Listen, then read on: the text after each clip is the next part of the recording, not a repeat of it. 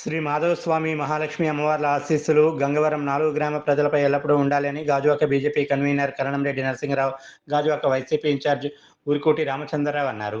GVMC 64వ ward గంగవరంలో ప్రతి ఏటా ఎంతో ప్రతిష్టాత్మకంగా నిర్వహించే మాధవస్వామి మహాలక్ష్మి అమ్మవారి పరస మహోత్సవ కార్యక్రమానికి Gajuwaka BJP convener Karanamreddy Narasimharao, Gajuwaka YCP incharge Urikoti Ramachandrarao ముఖ్య అతిథులుగా విచ్చేశారు. ముందుగా పరస మహోత్సవంలో భాగంగా నిర్వహించిన క్రీడలలో గెలుపొందిన జట్లకు బహుమతులు అందించారు. ఈ సందర్భంగా వారు మీడియాతో మాట్లాడారు.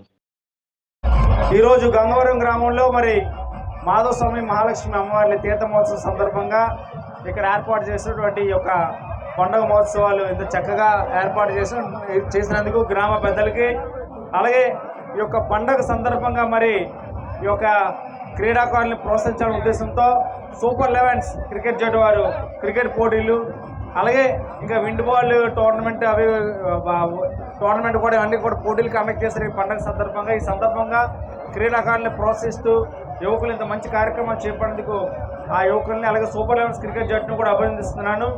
ఈ సందర్భంగా ఈ పోటీల్లో సూపర్ 11 క్రికెట్ జట్టు ట్రోఫీని గెలుచుకోవడం, మొదటి స్థానంలో రావడం, ఆ యొక్క క్రీడాకారులందరినీ కూడా కెప్టెన్ని యొక్క టీం సభ్యులందరూ కూడా అభినందిస్తూ యొక్క స్వామివారి అమ్మవారి ఆశీస్సులతో గంగవరం గ్రామం అంతా కూడా మరింత అభివృద్ధి చెందాలి.